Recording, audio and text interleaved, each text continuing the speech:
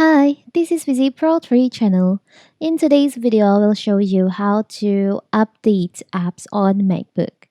So it's very simple. If you want to update or maybe download and install apps on your MacBook, you can open your App Store like on your iPhone.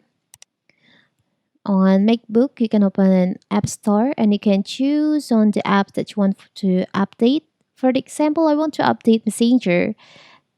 There will be option update. You can just tap on that, and also you can also update more than one app.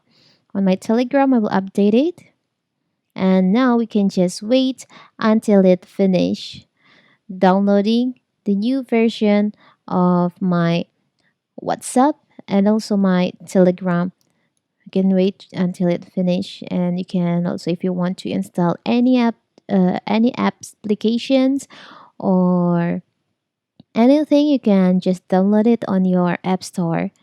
If you want to download application from your not from your app store, I've shown you the video before. I've made the video about how to download apps outside the app store. It's very simple, right? So that is how to update applications on MacBook. Don't forget to like and subscribe and turn on the notification to keep you updated about this channel. Thank you and see you.